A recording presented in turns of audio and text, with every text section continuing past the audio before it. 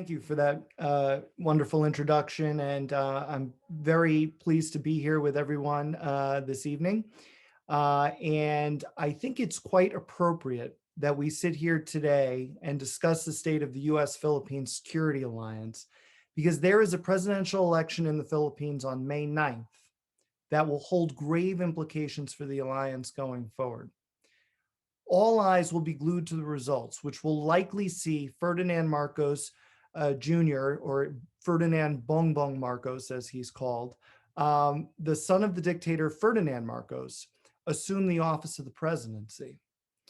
Although the alliance was forged during the Cold War and thus predates threats emanating from China, it has more salience today than perhaps ever before, as it provides Manila with a security guarantee if ever attacked over disputed sovereignty claims in the South China Sea.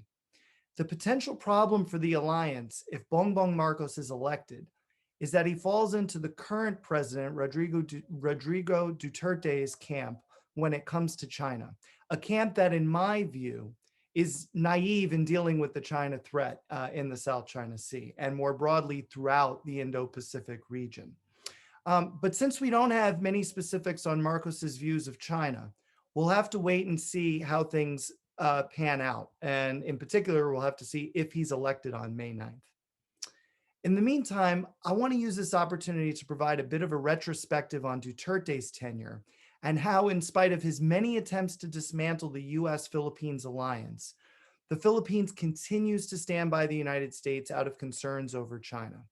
Critically, I see this as the likely path going forward for Manila, even if Marcos Jr. Turns out to be the same or worse than Duterte for the alliance. For some context, let's talk for a few minutes about Duterte. Since his election in 2016, Duterte has shown himself to be the most anti-American and pro-Chinese president in Philippine history. His stated goal from the outset was to fundamentally alter Philippine security policy away from perceived overdependence on Washington and to diversify Philippine security partners to include US rivals, China and Russia. Indeed, on his first trip to Beijing in 2016, Duterte proclaimed it was, quote, time to say goodbye to Washington. Much of his anger at the US is derived from America's unfortunate colonial past in the Philippines, though to be cynical, he may be using colonial history as a wedge issue politically. Duterte is also undoubtedly peeved over US concerns that he is a new authoritarian leader in the Philippines that is taking the country down an increasingly illiberal path. His high-profile war on drugs has earned him plaudits throughout the Philippines, where his approval ratings remain strong. But in Washington, he is suspected of having committed human rights violations and particularly extrajudicial killings. It's also worth noting that at the international level, The Hague, under the auspices of the International Criminal Court, is investigating him for crimes against humanity. When it comes to the US-Philippines alliance, at various times he has threatened to review, revise, and even terminate the Mutual Defense Treaty, or MDT, which is the foundational agreement of the alliance. Duterte is further prone to outlandish outbursts, with some considering him the Donald Trump of the Philippines, though truth be told, he predated Trump in office by 1 year. Regardless, his apparent goal has been to lessen Philippine dependence on the US and instead to reach new agreements with China to bolster Philippine security. I would argue that Duterte has two broad objectives in mind when it comes to China. First, he has sought to acquire funding through China's Belt and Road Initiative, which is Beijing's global infrastructure and investment program, to assist in improving the socioeconomic development of the Philippines. And second, specific to the South China Sea, where China via the 9-dash line claims nearly 90% of it, with many overlapping and disputed regions with the Philippines, Duterte wants to reach some sort of a verbal accommodation to share energy and fishing resources in that region. Specifically, Duterte has called for a joint exploration of the South China Sea. The problem for Duterte is both of these policies have completely backfired. On BRI, projects have been slow to come to fruition. To be sure, both sides have pointed the finger, with China claiming local rules or delaying projects, and the Philippines complaining about Beijing just simply not living up to its agreements. Regardless, it's clear that Duterte has gotten virtually nothing out of participation in BRI. And on the South China Sea, Duterte, after 6 years in office, has been unable to get a joint exploration off the ground, namely because neither side is willing to let the other lead the exploration. After all, China refers to the sea as the South China Sea, whereas the Philippines refers to it as the West Philippine Sea. The two nations have disputes in multiple subregions of the South China Sea, to include the Spratly Islands and Scarborough Shoal. In 2016, the Philippines won a ruling against China through the Permanent Court of Arbitration, or PCA, which rebuffed the legality of part of China's expansive Nine Dash claim overlapping with Manila's exclusive economic zone. Just as a side note, for those who don't know, EEZs are enshrined in international law and allow nations to maintain exclusive access to the energy, mineral, and fishing resources within zones that are 200 nautical miles off their coastlines. 200 nautical miles is roughly equivalent to 200 miles on land.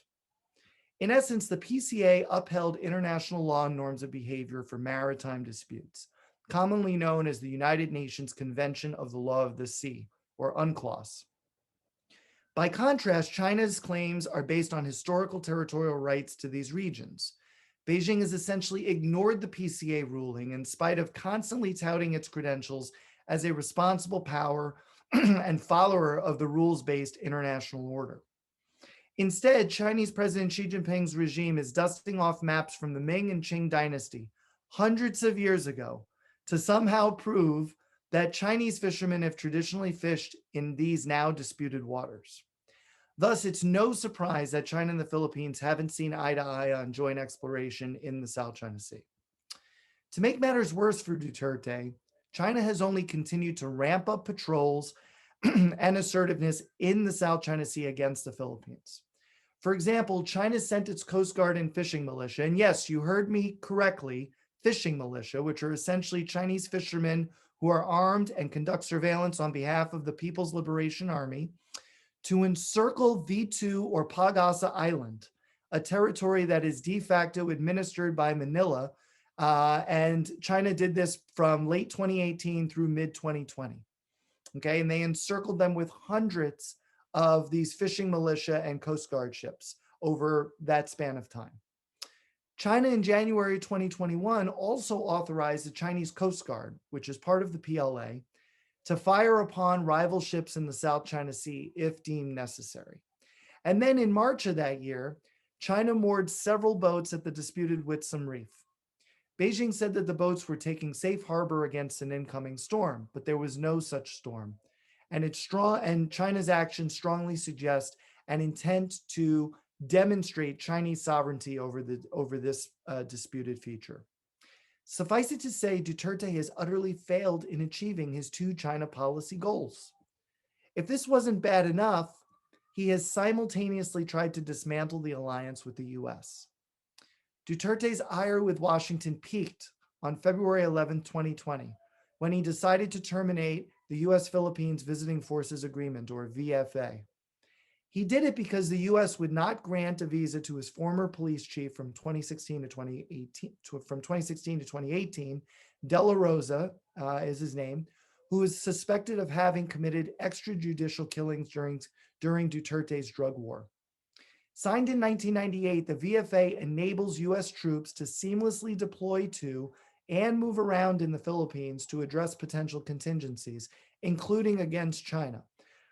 Fortunately, according to the VFA's rules, the agreement remained in effect for 180 days after Duterte's announced intention to cancel it, allowing time for renegotiation. Duterte had his government postpone cancellation of the agreement 3 times until finally ending his opposition to it and reinstating the VFA in full in July 2021. But it's interesting to take a moment to look at the explanation Duterte's administration gave for the postponements, because it offers a glimpse into Manila's threat perceptions from China and thus the usefulness of the alliance, the US-Philippines alliance, in spite of Duterte's wishes to pivot toward China. In June 2020, for example, Duterte's Secretary of Foreign Affairs, Teddy Luxon Jr., argued that, quote, in a time of pandemic and heightened superpower tensions, end quote, it would be wise to keep the VFA in place. And in November 2020, Luxon again cited great power competition in the South China Sea as a reason for suspending VFA termination. Making this connection with great power competition clearly implied that Manila trusts and sides with Washington.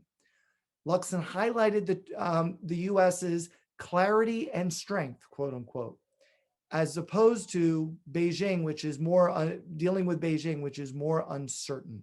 And Beijing's aggressive expansionary stance within the region was justification to postpone VFA termination once more. Luxon further stated that the suspension of termination would, quote, enable us to find a more enhanced, mutually beneficial, and more effective and lasting arrangement on how to move forward in our mutual defense. With Luxon's statement, the strategic shift was all but sealed. Duterte, too, implicitly endorsed the VFA while on an inspection tour at Clark Air Base northwest of Manila in February of 2021.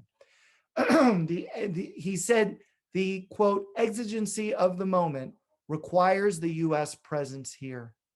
And then he said, I am okay with that. After extending the VFA once more in June 2021, the following month, Duterte welcomed Secretary of Defense Lloyd Austin to Manila and surprised him by reinstating the VFA in full.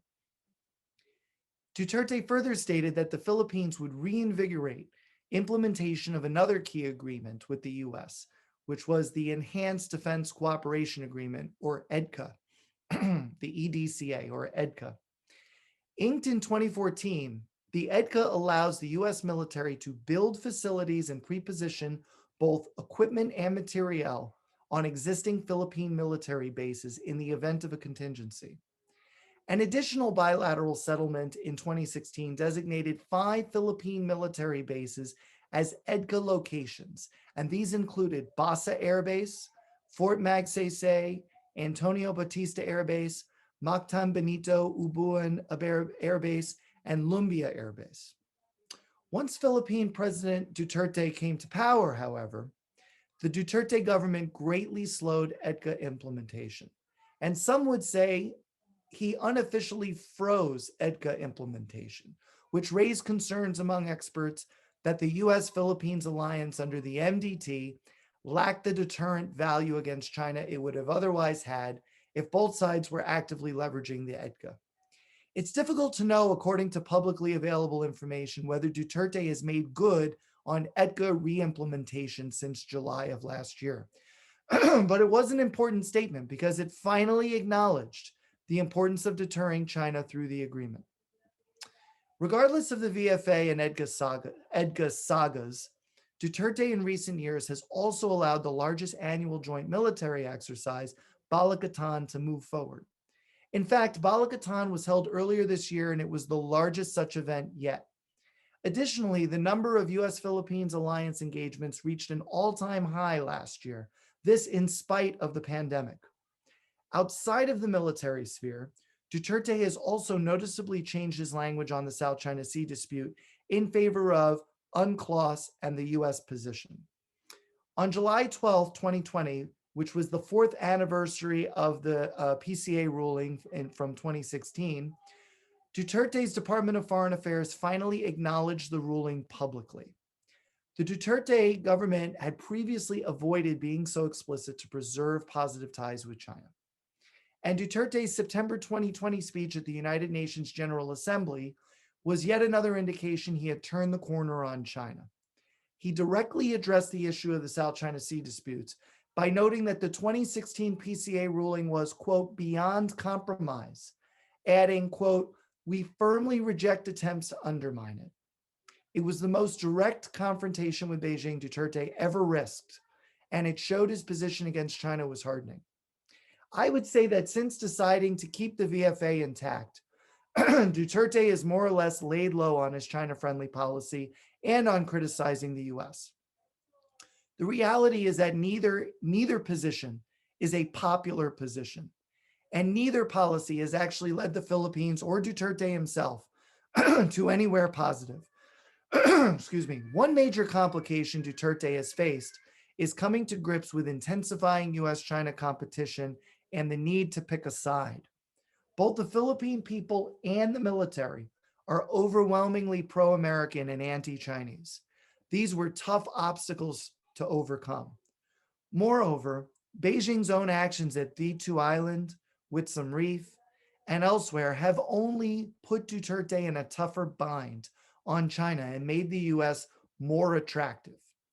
Although it has flown below the radar given the enormity of the enormous consequences of Russia's war in Ukraine, Duterte the other day actually offered the US access to Philippine bases if war spilled over into the Indo-Pacific region. This is a major reversal from the from the position Duterte held even as recently as mid-2021. So the US Philippines alliance has weathered the Duterte storm and is looking toward the future. And as I said at the outset, Marcos Jr. is most likely to be Duterte's successor. He's leading in the polls by a substantial margin over his next nearest competitor, Duterte's current vice president, Leni Robredo. Robredo, if she won, would probably take a harder line on China. But Marcos Jr. is friendly with Beijing and has given lip service to Chinese interests in the Philippines, drawing parallels to Duterte's tenure. What's interesting, however, is that unlike Duterte, Marcos has avoided openly criticizing the US. That could be a key difference between the two men. Though Marcos Jr. is the son of a dictator and very likely to continue pursuing Duterte's popular drug war, even though the US has serious concerns over human rights and extrajudicial killings there. Of course, only time will tell, and we don't have Marcos Jr.'s official policy statements yet, again, assuming he wins, so we'll have to reserve judgment. Finally, just a few words about the US Indo-Pacific strategy and how the Philippines fits in. For Washington, the Philippines is an essential ally to maintain, because if there is any future war in the region, whether China attacking Taiwan, China attacking a maritime counterclaimant in the South China Sea, or or China attacking Japan in the East China Sea, the US military would strongly prefer to have the ability to enter the Philippines and seamlessly move about the country with the pre-positioned equipment available at those 5 bases I mentioned via EDCA. Without these advantages, and in other words, the enabling functions of the VFA and the EDCA, any future fight against China will be much more difficult. It's not saying that the US would lose if it didn't have the Philippines available by its side, but it would be much more difficult. The Philippines offers a very specific geography that there is no substitute for. So that's why Duterte so unnerved Washington, because he essentially threatened to dismantle the alliance. All right. But as I've argued for a while now, since Duterte came into office, the fact that the alliance survived the most anti-American and pro-Chinese Philippine president in Duterte actually underscores how incredibly durable the alliance is. And I think that this is something that's worth celebrating. And if the elections on May 9th do result in Marcos Jr., I don't believe the impact will be any worse than what we've already been through with Duterte, to be very blunt about it. The impact is probably going to be much less severe, in fact. So I know that I had 40 minutes, but I kind of ran through my talking points. So I think I'm about at 20 minutes. What I want to do is I want to show a few slides of some of the things that I discussed, just so you can visualize who some of these people are. And also I have a map in there of some of the EDCA bases. So I'm going to flip through those slides real quick and just narrate through them. And at that point, and after that, I'm going to turn it over to everybody for questions and comments. So let me try to share my screen to do this. Okay, here we are. So hopefully everybody can see my slides now, but yeah, just basic photo of US and Philippine soldiers standing side by side, underscoring the enduring alliance that security alliance that we have had via the Mutual Defense Treaty with the Philippines for over 7 decades now. This right here is President Duterte. He, as I said, is considered by many to be the Donald Trump of the Philippines. He, has he says one thing one day and then another thing the next day, so nobody can quite pin him down on where he stands. He is also, as you see, he's holding a firearm. He also certainly values the government's ability to use force to deal with problems, especially domestically. And that being, not just the drug war I mentioned. And, by the way, most Filipinos think he has done an extraordinary job with the drug war. In spite of him being accused of gross human rights violations. But it's not just the drug war, it's also the ongoing Islamic insurgency in the southern part of the Philippines on Mindanao Island. He has, really prioritized using strength, using force to deal with anyone who opposes his, not just his government, but also threatens the security of the Philippine people. So that's Duterte, and then this is a map that I think is really important because it shows not only the Philippines, but also the Philippines' neighborhood within the South China Sea. And you can see here the color coding is the exclusive economic zones that I mentioned, except for China's in red. Let me get to that in a second. But everything other than red is the internationally accepted, the legally accepted exclusive economic zones for all of the maritime counterclaimants in the South China Sea. So those include the Philippines. Let's see my cursor. You should be able to see my cursor. The Philippines, Brunei right here, Malaysia, and this is part of Malaysia too, and then Vietnam up here. Okay, so then when it comes to China and Taiwan, it's much more complicated. China, as I mentioned, is not following the internationally recognized or the legal definition via UNCLOS of their EEZ. They are claiming historical territorial rights. And so this 9-dash line, I know it's not 9 dashes, I get it, but this is a better map than some of the ones that have actual dashes, so forgive me for that. But this 9-dash line, this red line here, it takes up approximately 90% of the South China Sea. And China is saying that this is where these are traditional waters where Chinese fishermen would fish. We have maps dating back to the Ming and Qing dynasty. I mean, just to give you an idea, the Ming dynasty, that's from the 1300s.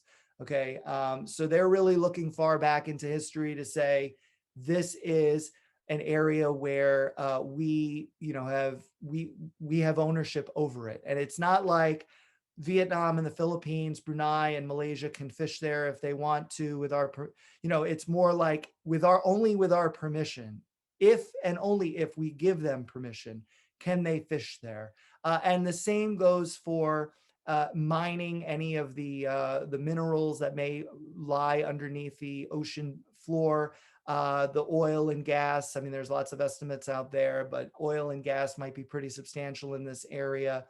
So this gives you a sense of what China is saying, and you can see that it overlaps pretty dramatically with the other maritime counterclaimants, especially with the Philippines and Vietnam. And that's why there's so much friction between China on the one hand and Vietnam and the Philippines on the other. But don't discount Malaysia or Brunei either, because they also have overlapping claims, albeit not as substantial.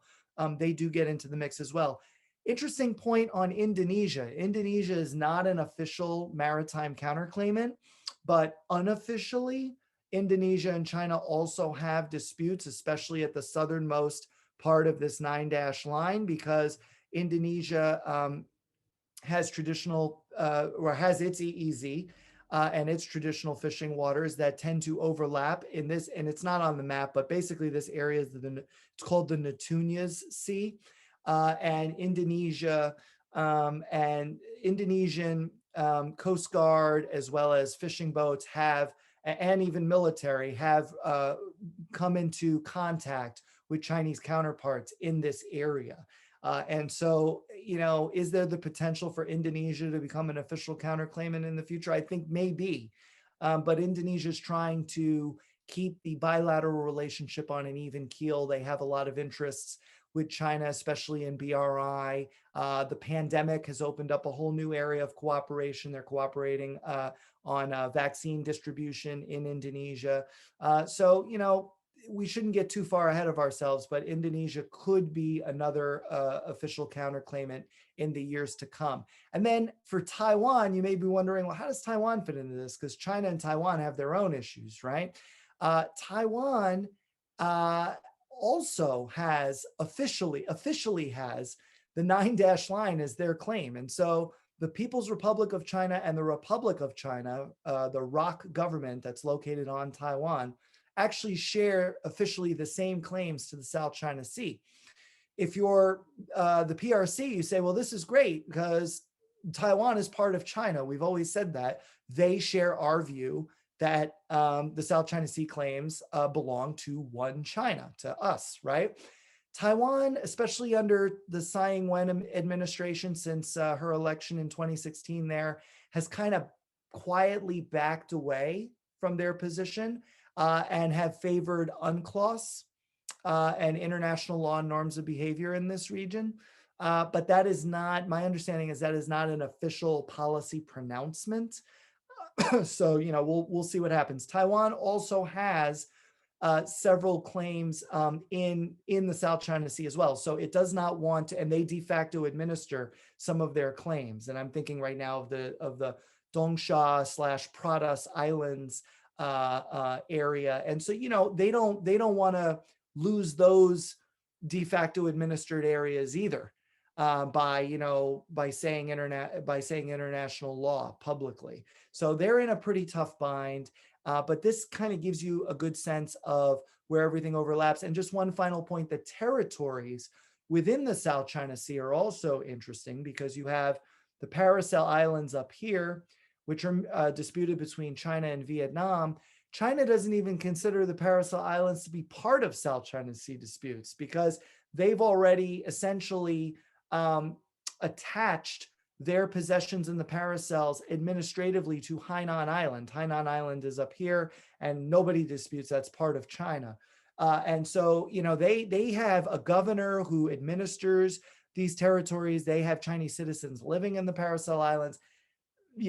Paracels are not even up for discussion when it comes from China's perspective, when it comes to talking about, potentially negotiating the sovereignty disputes in the South China Sea. And that really angers Vietnam quite a bit because Vietnam says the Paracels are definitely within their EEZ and should be a part of Vietnam.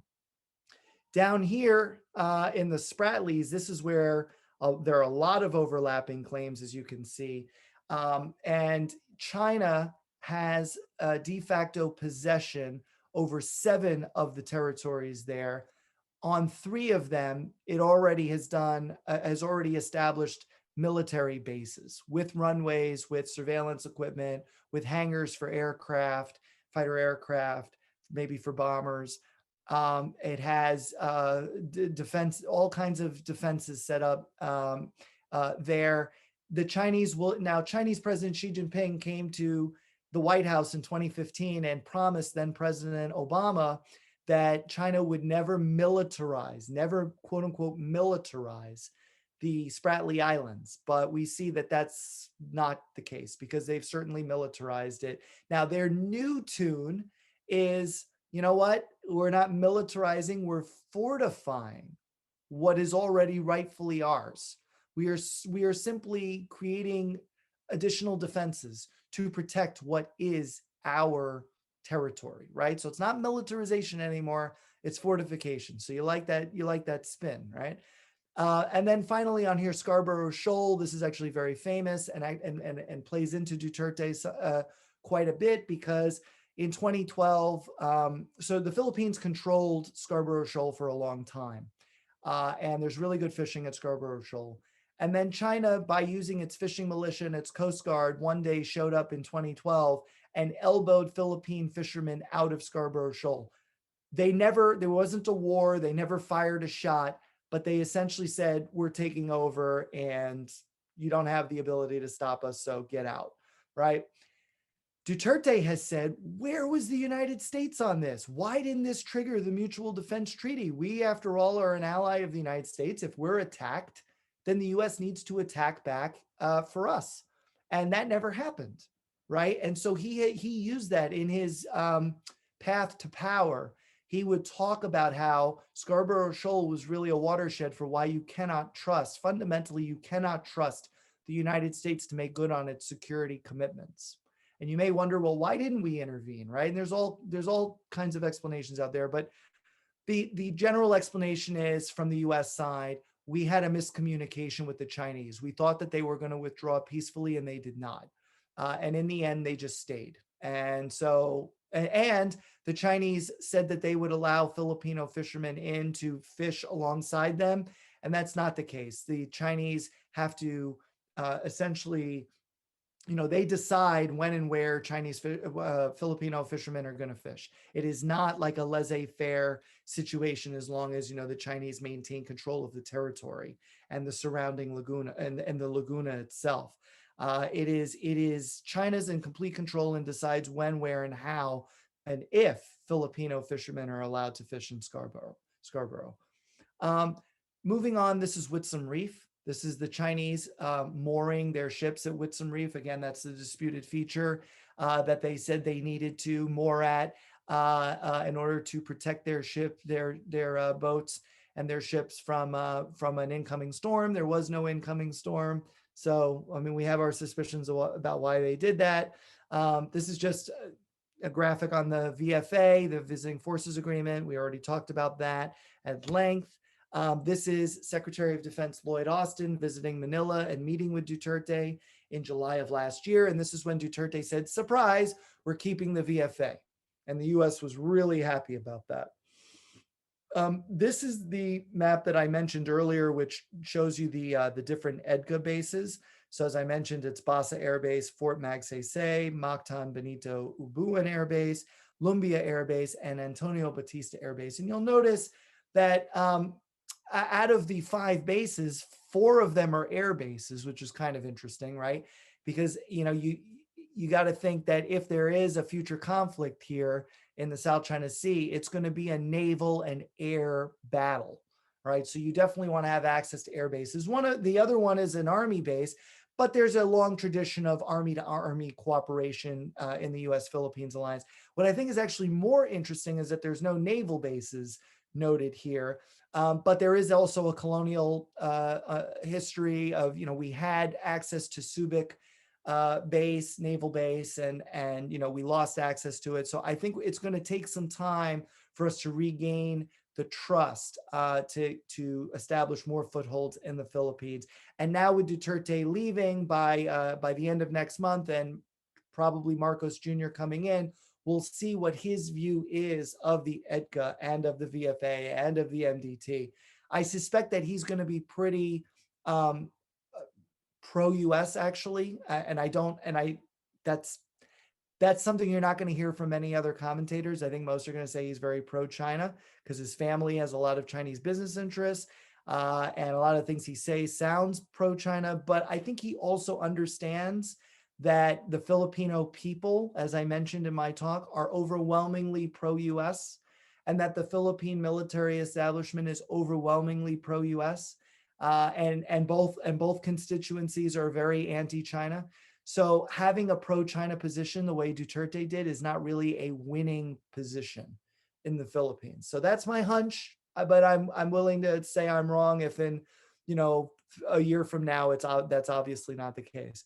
And this is just a visual of U.S.-Philippine military cooperation. As I mentioned, engagements are at an all-time high in spite of the pandemic. So, I mean, again, I think that the fact that the U.S. and the Philippines have weathered the Duterte storm is really a signal of how incredibly durable the alliance is going forward. And then this finally is a picture of Ferdinand Marcos Jr., and we'll see. I mean, the future's bold, but the future begins on Monday, and we'll and if it is him and not Lenny Robredo, then I think we're in for a Duterte light type of LITE. I mean, Duterte light character in Malacanang. In the office of the presidency in the Philippines. So, with that, I'm going to end it and turn it over to everybody for questions and comments. Thank you.